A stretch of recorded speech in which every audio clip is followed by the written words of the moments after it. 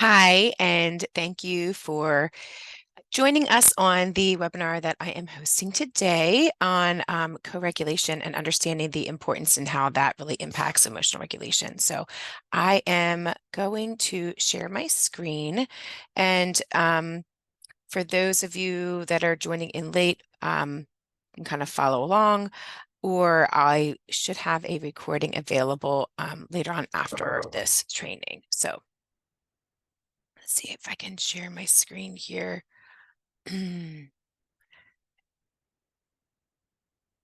So kind of we're gonna start playing from the beginning. And so, as you can see, I really created this training for mothers. It's not just for mothers, it's also for dads, but they're not typically the ones that are reaching out to necessarily get a training. But it's also for teachers, educators, therapists, anyone that's really working with children that are struggling with emotional meltdowns and regulation. That's kind of who I really wanted to target in this training. And so I decided to do it just because I feel like I talk with a lot of families, and this is just an area, it's an area of struggle that families really are struggling in. So we're going to kind of jump right in. So what I really want to show you in this is how to unlock those secrets of understanding your child's behavior through co-regulation. And so I really feel like co-regulation is something that is, again, it's so important for us to understand, in that our kids that are just struggling with being able to calm down, that we can help them just by co-regulating with them. And so, and what that's going to do is it's going to help us to be able to create those deeper connections and restore that peace, and also that connection with our kids, because I feel like when we're having those constant meltdowns over and over and over again, it really does put a rift in your relationship with your kids, with your spouse, with your friends, really with everybody. And we want to get those relationships back. And so this is going to also help you to really restore that peace that's been missing, without the mom guilt. No shame. There's no shame in this, because I'm also finding that when we have kids that are really struggling, whether it's with anxiety or whether it's with meltdowns, regulation, anger, opposition, there's a lot of shame that comes along with that. So I just want to acknowledge that right now. No shame. Okay. I'm here to help you. And I'm really passionate about this just because of some, different things that have happened with my own life, with my own kids, and things that I've learned. So we're going to kind of jump in a little bit. So my goal. All right. So if you stay to the end, I'm going to, you just reach out to me. I'm going to give you some of the different handouts and tool that I've created. Some of them you might have access to if you're already on my email list. For those of you that know me or that follow me, I really like making things. I like making tools. I like sending them to families. So if you're struggling with like ABC, I'm going to try to see what I can create so that you have a resource or tool to be able to, help with that. And so, for anyone that has attended it, I'll make sure that you get access to some of those different tools. I'll be sending them to you. And if you have tools or resources that you want, let me know too, because like I said, I really like creating these things. So, okay. Um, so again, what makes this training different? There's a lot of trainings that are going on right now with um, you know, meltdowns, regulation, parenting. There's a lot of information. I know when I'm on Facebook and Instagram, you see a lot of people posting and videos and different things on that. So what makes this different? I mean, I feel like this is a different approach because we're really focusing on resetting the nervous system. It's not counseling. I'm not saying that there's anything wrong with counseling. I'm just saying that this is a different approach. And so for me, I had my kids in counseling. I was in counseling. I was trying to figure out all the different things that we needed to do, and nothing was working. And it wasn't really until I learned about this that it was my aha moment. And so when I learned about resetting the nervous system, that's what really made the difference with addressing the underlying cause for those behaviors that I was seeing. So a little bit about me. My name is Kathleen Yap. I'm a pediatric occupational therapist. I have been working with children for over 25 years. I am the owner of Helping Hands Therapy Services. I'm the mother of twin teenagers, so that's so much fun. I started learning about the nervous system with my own family first, just because of some different things that had happened with my child had gotten sick, and so had really we started struggling with a lot of anxiety and behaviors and meltdowns that were related. It was like a neurological issue. Um, and but when we started to get better, we were stuck. And so that's where I kind of had learned about how his nervous system pretty much had gotten fried. And he had learned all these different patterns of behavior, and it was just repeating. It was on just repeat, repeat, repeat, repeat. And so, and I was just doing everything that I knew. And so we were just stuck in this vicious cycle. And so it wasn't until I really started learning, I knew that there was something nervous system neurological related, but I didn't really know what or how to do that. So I started really researching and learning and seeking out training and getting additional certifications so that I could help my own family first. And then I knew that as I started to learn that, I really wanted to be able to reach out and teach more people, because to me, this was really game changer for us. And so I'm using the strategies that I'm going to talk about on a pretty much a daily basis. I use it with myself, I use it with my kids, and I use it with my patients and their families. So, all right. So I just want to start by saying first, I've done a lot of things right. I think I've done a pretty good job, right? And so I feel like I have this down, not down, but I have a pretty good grasp on, for the most part, really being able to recognize what's nervous system, fight or flight, all the different things. I talk a lot about the vagus nerve and how that really helps with like resetting our nervous system. So I've done a lot of things right, but I've done a lot of things wrong. And so, and I have to own that. And so, I really got stuck. I was doing all the things that were probably the worst thing that I needed to do with dealing with a child that was in a fight or flight state. And so, I wasn't listening. I was setting really too hard of boundaries, and I was triggering my kids and they were triggering me, and it just got bad. And so it was not working. I wasn't listening. I wasn't really listening to what they were saying and what their bodies were saying, and what I was seeing. And so we're gonna kind of talk about a lot of these different things, because the things that I've learned, I want to show you guys, and that's what we're going to kind of talk about today. And so, so it's been a real learning. It was very humbling for me, and I can't say I'm perfect, because I'm not. And so, but I do think that this has made a really big difference for us.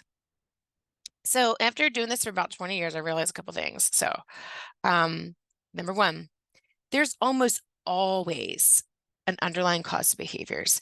And I think that we don't always understand that. And so we have to understand that for some kids, they might not have the words to be able to communicate to us. And so that behavior, it's going to be that communication. So if they don't have the words to tell us what it is that they're feeling and what it is that they're experiencing, we really need to try to see if we can dig a little bit deeper to kind of figure out what their bodies and what it is that they're trying to tell us. So if they don't have the vocabulary to express their emotions, they might not, know I'm angry, I'm sad, I'm hurt, I'm afraid. They, when with younger kids, especially if they don't have that emotional intelligence yet, that's not developed yet. And so they might know I'm happy or I'm sad, right? And so they haven't really learned what some of those other emotions are. So it's our job to really kind of, we have to figure it out. We have to be a little bit of an investigator, right? So we need to kind of work on trying to identify the root cause. Is it a sensory issue? Is it a need that's not being met? Are they struggling emotionally? Are they having anxiety? Are they just frustrated and they don't know how to express that? Are they stuck? And so we have to start asking ourselves some of those different questions. It's really easy for us to just be, nope, it's a behavior, I'm going to address it. Nope, it's a behavior, I'm going to address it. And, you know, And I used to do that as well. And I used to do that even with some of the families that I worked with some of the different kids. We just always attributed this to a behavior. We have to set some limits and some boundaries, and the behaviors will go away. Not necessarily the case. So, the next thing is that sometimes kids really can't calm down on their own, and they really do need you to help them to calm down. And so, especially if a child, I have a lot of parents sometimes they'll say, but when they're upset, they say they don't want a hug. They run away from me. They don't want me to help them to calm down. They just want to go away. And that is fine. I mean, sometimes we really need to be respectful of that, but sometimes, they're running, and that's, again, that could be fight or flight. They're going to escape. They're running away. Because they're overloaded for some reason. They're not going to calm down necessarily on their own, or they're going to be doing something unsafe in the meantime. So they might really need you to intervene. Okay. Kudos if we can recognize it as they're starting to spiral before they hit to that place of no return, where they really definitely need a little bit of help to be able to calm down. But we need to recognize that they might not calm down on their own, or they might want to try to calm down on their own, and they can't. And so as they get older, and they have the emotional vocabulary, they might be able to tell us, I need a minute, I need you to stop, I need quiet, I need some space. But especially with a younger kid, or kids that they don't really know what it is that they're feeling or why they're doing what they're doing, they need us to help them. And so maybe it is, and again, telling them to do deep breathing in the middle of a meltdown is not necessarily going to work, right? And so I used to do that with, my kids, try to do the deep breathing. It's not working. So because, again, right in that moment, they're not going to do the deep breathing, but they might need you to just be there. They might need a hug. They might need you to sit. They might need you to be their safe person, because because they're not feeling safe in that particular moment. So we need to be that person. So they're still younger kids. They're still developing their self-regulation skills. And so, and this is where the vagus nerve kind of gets triggered, right? Because it really is a key player in the nervous system, and it can really play a very key role in helping the body to be able to calm down. And so if we can be practicing some of these different strategies on their own, we can create some automatic responses that will trigger the vagus nerve to help regulate that child's emotion in that moment. And again, it's going to help reconnect with you as well as themselves. And again, it's going to help them to return to that place of safety and security. And then the last thing is that a lot of times you're going to see the same patterns over and over and over and over again, until we rewire the brain to respond differently. The brain is going to return to what it knows. So if it knows that when you get upset, you have a meltdown, you're going to continue to have a meltdown. If it learns that when I get upset, I use ABCD strategies to pull you out of, the fight or flight, and we are able to wire that into the brain, then the brain's going to be more than likely to use some of those strategies on an automatic basis. So we call this ability of the brain's ability to adapt and change, we call it neuroplasticity. And when you are constantly responding to the child's behavior, and we're using some of these different strategies, if we are being understanding, if we have positive reinforcement, right? And empathy, if we can teach them, we're going to help with rewiring those neural pathways. And we need that to happen for them to have healthy responses and to break that pattern, because otherwise it's going to be this constant cycle of like the negative cycle, or the outbursts, or the negativity. They get triggered and they go this way, and we want them to go that way. So we really need to wire into the brain different responses.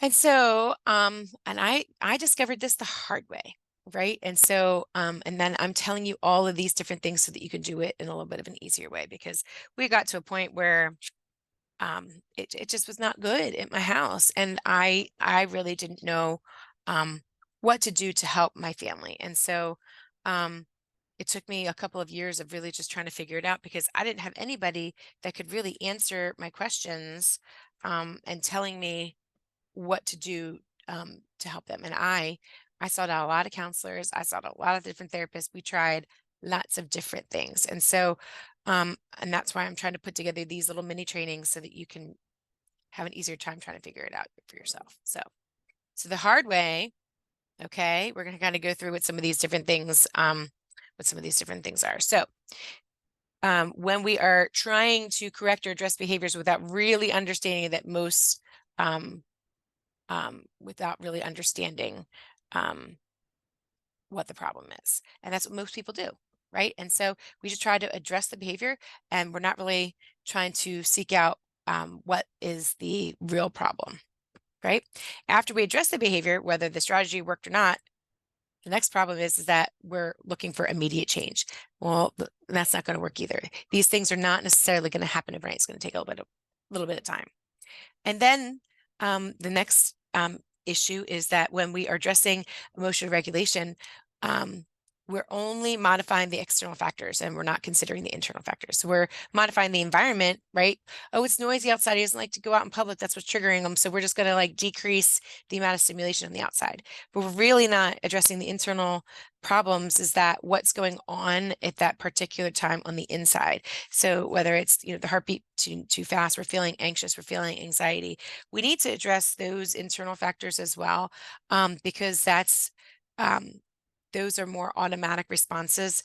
They're most of the time they're related to the external factors, and so those internal responses are in fact reactions to what's going on the outside. But we really need to address both. Those are what play a really key role in the emotional regulation. So what if I said that there was an easier way to improve behaviors and emotional regulation? Because I really do think that there is, right? And so so they're not doing the same thing over and over again, like beating a dead horse. So there is an easier way. Okay. So in the past 5 years, I've really focused on learning how to do this. And if I feel like I found my aha moment. And so I'm going to kind of get into that a little bit more. And so first, my disclaimer: so the information is training is a public service for informational and educational purposes. It should not be construed as medical advice. I am an OT. I am not getting up here presenting on this is OT for your child. Okay. Each child's medical, sensory, and emotional needs are different, and therefore you really should be consulting with a licensed healthcare professional for your child before starting any kind of sensory or therapy program. And although every effort is made to ensure this material is accurate and up to date, it's provided for the convenience of the user and should not be considered definitive. So these strategies really do need to be individualized, and the results are going to vary. So and improvements are not guaranteed, and they're not going to happen overnight. That's not to say that you might not get some improvement overnight, but it's not guaranteed. Right. So now we're going to kind of talk about like what I found are just, because this is a short training, right? 3 game-changing strategies that I feel have made a really big difference for us and for the families that I work with. Okay, so the first one is we really want to take the time to explore the emotions behind the behavior, right? So remember what I said is that there's almost always an underlying cause to the behavior. So that first strategy is that we really need to take the time to explore what is triggering the behavior, right? And so it might be because, again, we're just seeing the aftermath. We don't know what's going on necessarily with our kids. We don't know what is driving that. Is it fear? Is it anxiety? A lot of times it is fear and anxiety, right? And so even with opposition, opposition is probably one of the most frustrating things, because you're like, oh my gosh, I wish you would just do what I asked you to do, right? But when kids are kind of being oppositional, no, I'm not. We think, I know I am very much guilty of that. I feel like you're doing this on purpose just to not listen to me. You're being defiant, right? And I've had many a conversation with my own child, right? And so I'm not being defiant, Mom, but when I feel like a failure, I feel like this is too hard and I'm scared, or I don't know how to start, or I'm overwhelmed, right? Those are the emotions that might be triggering it. And they're going to go, what did I say? They're going to go what they know, right? And so we rewire the brain. And so if their go-to is opposition, then you're going to see opposition. If their go-to is rage, then they're going to go, you're going to see rage. If their go-to is crying or running away or whatever it is, that's going to be the behavior. That's their go-to. And it could be triggered by all different sorts of emotions. And so we don't really know what it is because we're just seeing the behavior. We have to ask the questions, and they might not, again, be able to tell us. So it's our job to watch, right? It's our job to listen. What is it that they're really saying, right? And so if what happened right before the behavior? Johnny's crying, he's throwing his toys, and it just seems like he's mad because I told him to clean up. Well, no, he might not be mad. Yes, he's mad because he has to clean up, but we didn't see that like something got broke right beforehand, and now we're telling him to clean up, and all he wants to do is rebuild that tower again.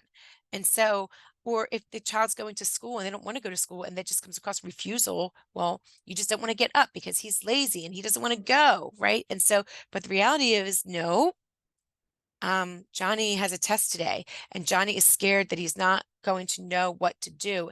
Johnny doesn't want to be a failure. All Johnny's friends do really well in school and do well on those tests. And so Johnny doesn't want to have to be the only one that isn't doing well and when everyone's talking about their grades afterwards. So there's all different things that could be really triggering some of those different emotions. So we just need to, I'm sorry, those behaviors. So we just need to figure out like what emotion's driving that. So the next strategy is focus on making small changes over time that can build off of each other versus immediate results. This is hard because especially if you're in the moment when, oh my God, I just need a little bit of relief. I know I said this all the time. I just want to be able to get up, get dressed, and get my kids out the door, right, on time so that we're not late for everything without meltdowns happening. And I feel like that's a lot of parents will come to me and tell me that. Like, it's just those transitions are so hard, right? And we're trying to fix all of it all at the same time. Well, because I got to get out the door, right? And so if getting up is hard and you don't want to eat and you don't want to take a shower and you don't want to get dressed and then you don't want to come downstairs, you don't want to sit next to your sister because she makes too much noise, and then the dogs are barking, there's too much noise, and then the car ride makes me sick. There's a lot of different things that are going on, right? Talk about emotions, right? There's a lot of different things that are going on right now that are going to trigger the behavior. And so I'm not saying that we can't focus on all those different things because I do need all those things to happen for us to successfully be able to get out the door. But like for our kids who are already struggling, if we're putting all those demands on them all at once, that's going to make it really hard, right? And so it's easier. We also need to set them up for success. So if we just pick one thing, right, so maybe the goal is, all right, in the mornings, I know you don't like to get up in the mornings. So what's a way that we can work on just getting up to help you be successful, and the child for being, to empower them that like, oh my God, you got up on your own and I only had to ask you once. That's great. And so if we just focus on just that one win and making success with that versus, well, you got up in the morning, but then you were fighting with your brother and then fighting over the TV and then screaming at the dog and then everything spiraled. Well, then we're still in the same boat and we're still not going to get out the door on time. We need to really focus on just trying to do one or two things so that we can be successful with that. And the next thing is that we want to focus on strategies that address both the internal and the external factors. And so again, I think that it's really easy for us to kind of just, well, Johnny's getting overloaded, and so I'm going to turn the lights out. I'm going to take his phone away because he's on his phone so much that when I talk to him, he just can't even listen to me. So I'm going to take the phone so he has to focus on me. Well, you just took the phone, and now he's got no coping skills and he's got no regulation and he's got no way to be able to calm himself down. And so we just kind of threw him off a cliff. He's just going to completely spiral then. And so I'm not saying that we don't need to address the external factors, but we also really need to make sure we address like what's going on in there. And that's where we want to teach some different strategies for that emotional internal regulation and teaching what's going on in the body, right? And so internal focus. So we need to address those feelings. Do you know what your feelings are? That's hard, right? Especially if you have a kid that might not cognitively be at a level that's really ready to express it. but we need to start. We need to give them the words and the language so that way they can communicate with us like, I'm feeling frustrated, or I'm upset, or I'm sad. There's pictures are really good and stories are amazing. Kids really relate to stories, because they're just much more relatable with that. And so um, we want to give them just a different way for them to be able to recognize on other people, all right, what's going on with the emotions as well as themselves.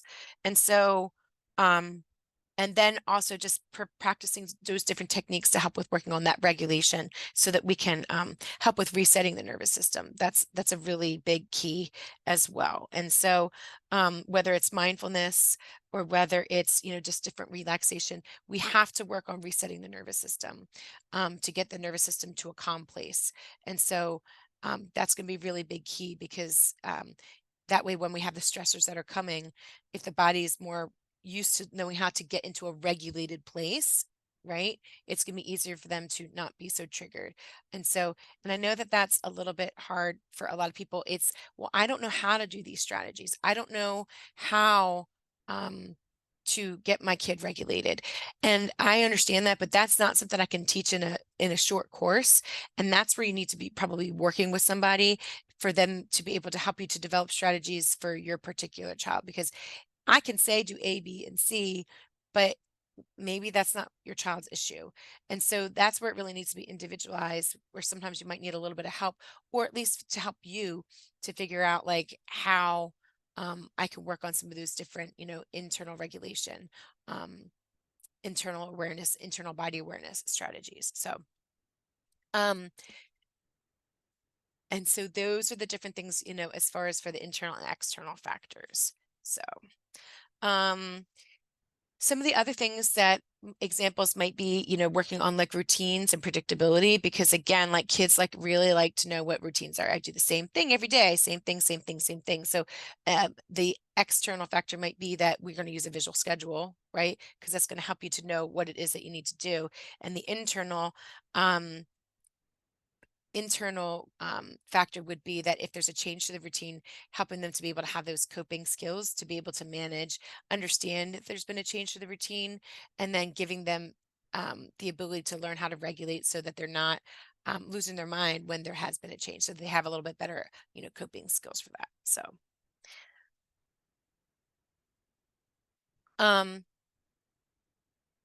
so we're going to I just kind of went through a lot of these different things. So again, strategy number one, we want to take the time to explore the emotions behind the behavior, right? We really need to do that. All right. So I already gave you some of those different examples. And then strategy number two, all right, we want to focus on making small changes over time versus immediate results. So then we can build, right? And so we're learning success, right? So we have something little, right? And then we can eventually get bigger. I talk about that in some of my other trainings about like how big is your box, right? And so because it's also kind of working on our resilience, right? And so because if you're only able to tolerate this, right, you're going to get triggered really easy. We have to be able to be successful with this, and eventually that box gets wider. We need to be able to do that. Our kids need to be able to do that. We can't, if their box is this big and we need, in order for them to build that resilience, we need them to be successful with this. And as they get to be successful, they're going to learn like, okay, I can cope with this. And then eventually my box is going to get wider, and then they're going to have more resilience. And then strategy number three, that we're going to be address both the internal and the external factors. Okay. And so that's what's going on the outside, right? The things, so the environment, right? And so visually, so too much noise, too much stimulation, too much, crowds and people, too much, just too many different types of stimulation. The TV's on, the dog is barking. Noise tends to be really triggering for a lot of kids. So those are external factors. And then the internal would be what's going on in the inside. Okay. Giving them those strategies. That can you feel that your heart is beating too fast? Can you feel that you're starting to get overwhelmed and overwhelmed? So giving them those, practicing those different techniques, even, and again, you can do this in a younger child, just be creative, and we have to do it during play, right? And so because they're not going to understand, we're going to work on deep breathing now. no, a kid that's 3, or a kid that doesn't follow directions is not really going to work on deep breathing. And so you need to do it in a way that how can we address it? Well, we do it in the context of play. We're going to practice on blowing the pinwheel. We're going to pretend that we're blowing out a birthday candle. Right? We just have to practice these different things within the context of play. And so that way they have a better idea um, when their body needs it. What have we trained our brain so that we're able to go and pull from that? So. All right. And so I'm going to give just a couple examples of some different, 2 different kids that we have used some of these different techniques with. So um, one of them, her name is Mary, and she is a teenager and, had significant anxiety, didn't like to go, out in public. Really, if something was changing for her, she would shut down. Well, she's not going to go to school. She's not going to get in the car. She's going to kind of just go and not even talk to mom, nothing. And so um, we worked with mom with just really being able to recognize what some of those different cues were for her to be able to understand, like, okay, so if you kind of see all of a sudden where Mary just goes and was being, talkative for Mary and then just shuts down, done, right? Um, and then when you try to, but no, we got to go, Mary. Mary's like, no, I'm not going. I'm not going. I'm not going. And so, and Mary would again be very, defiant, resistant. Really kind of just like pinpointing, okay, like what is it that is upsetting you? What is it that is, that you're afraid of? And so we worked with mom to be able to recognize some of those different, strategies and techniques. And then also with Mary herself, on using some of these different techniques for her to kind of be aware of what her triggers were. What were the things were upsetting you? What are the things that are setting you over the edge? What are the things that when they happen that you're not really able to cope? And so, and then we did a lot of different, regulating techniques. We worked on just those in the mindfulness techniques and the relaxation techniques, and just like what I call interoception, internal awareness of what's going on in the inside of your body. So we worked on a lot of those. And so, and I know when I had talked with mom, it's just like she didn't really see that there was any difference. Um, it seemed every day there wasn't really a difference. And then one day mom came in and she's like, you know what? We had XYZ happen and there was a change, and that normally would have sent her over the edge where she would have had a complete meltdown and would have been done. And Mary didn't do that. So Mary was able to cope and Mary was able to verbalize her frustration. And it did take Mary a little bit of time for her to be able to like come out of it, but it didn't send her to complete shutdown. It just got her kind of off track a little bit, and mom was able to redirect her and they were able to continue with the rest of their day and do what it is that they needed to do. And so that's the example for Mary. Again, we're working with Mary for a couple weeks, months where we weren't really seeing in that moment, we weren't really seeing anything. But when it came down to where it would have been something big, that's when all of a sudden we really did see like, wow, Mary was able to it became an automatic response where Mary was able to pick those different things up and use them, and it was able to keep her from completely shutting down. And the same thing for Lewis. So Lewis is a little boy, and we would see him we were seeing him for OT, and we were also using the Safe and Sound protocol, which is a, regulation protocol to help with resetting the vagus nerve. So we were working with that. And so, and then I was also working with mom just with being able to recognize, some of these different strategies. Um, we did a lot of games and we did a lot of pictures. We did a lot of coloring, kind of like, okay, when you're feeling angry, what color makes you feel angry? So he was able to say like, well, red makes me feel angry. And so really just using some of those different for age appropriate way to kind of work on expressing emotions. And so, but mom had said too that, different things, the transitions over time, it it seemed like it didn't really necessarily from on a day-to-day basis seem like it was making a difference, but mom was able to see when she looked at it like over time, right? And so, and that he was able to start to express himself like, I'm feeling angry right now, which was great because again, he didn't have those words initially to be able to verbalize that. And then mom was able to be like, okay, you're angry. Well, let's work on some of these, things that you could do to work on your anger. Whereas before he would just fall apart and mom's like, okay, great. I don't even know like what you're mad at, what you're upset about, because you can't even tell me at that moment why you're screaming and yelling. Um, and I don't even know what to do because you're just going from 0 to 100. And so as he was able to start to develop the words to be able to express, I'm getting angry, I'm feeling tired, or I don't want to go, or I'm feeling scared.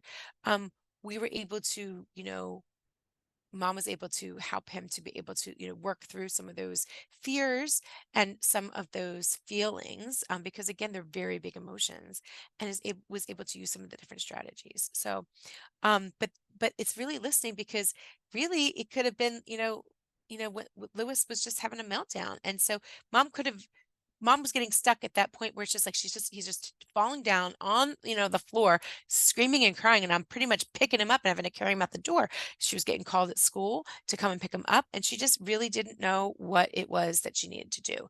And so when we were able to back off a little bit and just kind of start at a lower level and build up to it, that's where we're able to make some gains and make a difference. So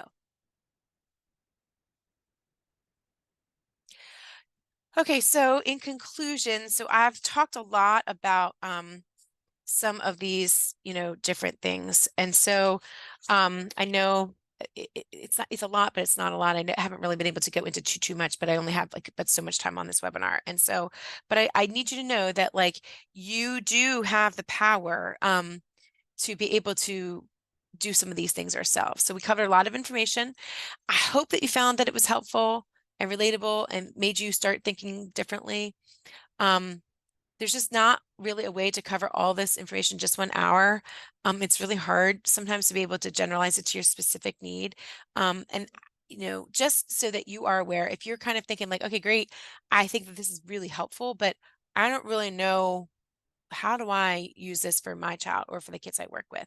So we do have more trainings that are available. I have lots of resources if you're on my email list that I give you that are these little trainings, videos and different things. But if you're really struggling where I'm like, I really want more help so that I know how to use some of these different things with my own kid, we do have a more in-depth, training with private consultations so that you can get more of the tools and that they're more individualized to help you with what you need. I can't work with everyone. I do have a limited people that I do work with, and so that's why I kind of created some of these trainings, because I'm trained in the safe and sound protocol. I'm trained in a lot of different things. And so, but I can't work with all the families that we get referrals for. And so I started to develop some different trainings. I have one for parents and I have one for therapists. And so, that way it kind of, I'm doing the training. So I'm teaching you some of the different things that I would be doing if I was working one-on-one with your child. And so, and because you're attending the webinar, I did want to kind of make it as a special offer. So that way, if you wanted to be able to access it, you would be able to, get further training in that. So I'm only right now, like I said, we're constantly rebuilding it and remodeling it and redoing it. And so I'm only opening up to a couple people because I am putting some coaching with it. So, you know, the biggest takeaway that I need you to understand is that you have a role in this co-regulation. It's a game changer to understand that you can help your child with co-regulating. But I think that the hard thing that a lot of parents really struggle with is like, do you know where and how to start? And if you're kind of like, yeah, I totally understand because I know what works with my kid, great, start implementing those things now. That's the best place to start. But if you're kind of like, I don't even know, I have no idea where I'm supposed to start. I have no idea what I'm supposed to do. I don't know how to recognize why my kid's having the meltdown. Or sometimes it's also, I have one of these that like my child I know what to do, but my child's not going to listen to me. And it'll be much better if it comes from somebody else. Sometimes there's that problem too. So that's why we have, again, created some of these other trainings that are available. So you have the power to decode your child's behavior and to cultivate their well-being. And that's where, like, this training that I made, it really is supposed to help you to be able to unlock what's going on so that you can really transform some of the meltdowns and make things a little bit more manageable. Thank you again so much for joining our training. I hope that you found some of this information helpful. Like I said previously, we do have a lot of free resources and free trainings. So if you want more information, you can check it out on our website. We have a lot of free downloads as well. If you find that you want more information that is beyond what we have in our free trainings that are available, we do have some paid courses that are available for both parents as well as therapists. And so you can check that out at our store, helpinghandstherapyresources.com/store. And if you are, you know what, I really need a little bit more help and I'm not quite sure where I need to go with things, we do offer some one-on-one coaching programs, both for therapists as well as for families as well. And you can book a discovery call with me and we can kind of chat about that to kind of see where I might recommend and what other courses might be the most helpful for you. And you can check that out at emotionalresetprogram.com, and it should take you to my discovery call page, and you could just book a call. My email is kathleen.yop@helpinghandstherapyservices.com, and you can send me an email as well. Thank you again so much for joining us on the training. I would love it if you would continue to follow us and just comment and let me know what other resources you need, because we're trying to create resources to help therapists and to help families so that we can make a difference. Thank you so much.